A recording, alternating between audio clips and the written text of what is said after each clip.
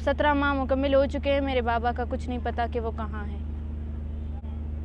जी पिछले 50 दिनों से हम लोग गवर्नर हाउस के सामने 50 के करीब फैमिलीज़ बैठे हैं और इन दौरान हमें मौसम की सख्ती से बहुत ज़्यादा परेशानी हुई।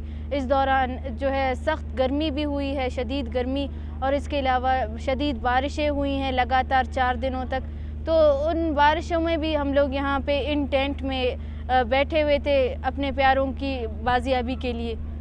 तो हमें हर तरह की मुश्किलें पेश आई हैं, लेकिन हम सिर्फ अपने प्यारों के लिए इन सब को बर्दाश्त कर रहे हैं।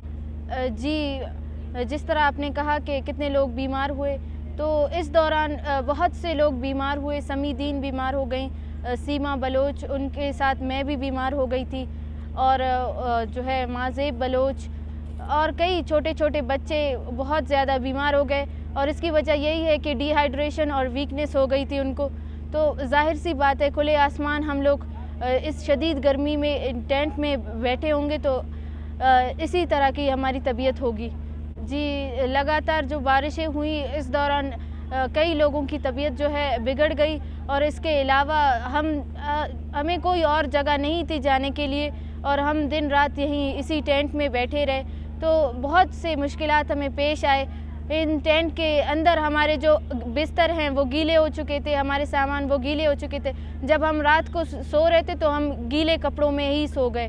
तो इतनी अजियत से हम लोग ये 50 दिन हम लोगों ने गुजारे हैं। उसके अलावा जो हमारे लोग जिबरी तौर पर लापता हैं, घरों में भी हम लोग अजियत में हैं। मेरे घर से मेरे 2 भाई आसिफ बलोच और रशीद बलोच पिछले 4 सालों से लापता है, और उन्हें नोश की जंगी नावर से पिकनिक मनाते हुए दीगर 9 दोस्तों के हमरा एफसी और सीटीडी ने हिरासत में लिया, और उसके 2 दिन बाद उन्होंने न्यूज़ चैनल्स और अखबारात में इस बात को तस्लीम किया, और मेरे भाइयों के तशद्दुद ज़दा तस्वीरें भी वायरल की, और इस बात को तस्लीम किया कि मेरे भाई और उनके दीगर दोस्त उन्हीं की हिरासत में हैं।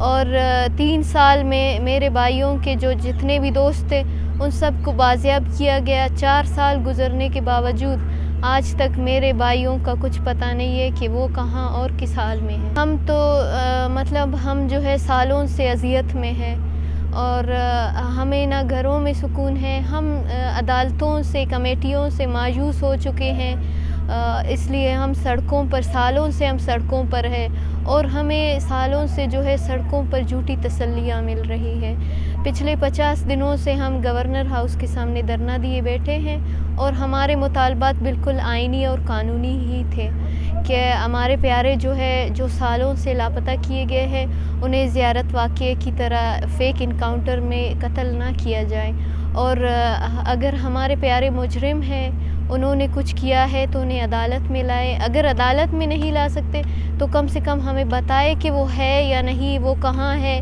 किस जुर्म के तहत उन्हें इतने सालों से लापता रखा गया है।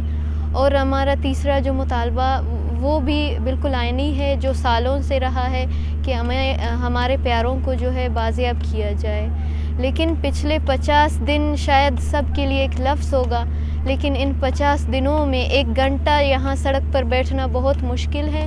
हम 50 दिन सड़क पर हैं, हमारे साथ मासूम बच्चे हैं, शीरख्वार बूढ़ी माएँ हैं 80 साल की। बहुत तकलीफ़ों का यहाँ पे हमें सामना हुआ है। धूप, गर्मी, बारिश, सर्दी, सब कुछ हमने बर्दाश्त किया, इस उम्मीद से कि ये हुकूमत हमें सुनेगी और हमारे मुतालबात पर अमल होगी। लेकिन हुकूमत जो है बिल्कुल बेहस है, और अभी बड़ी मुश्किल से 50 दिन बाद ये हुकूमत आई है। एक वफ़द आई है, एक कमेटी हमारे पास, और हमसे ये कह रहे थे कि आप लोग अपना धरना ख़त्म करें, हम आपके जो मुतालबात पर है उन पर अमल करेंगे।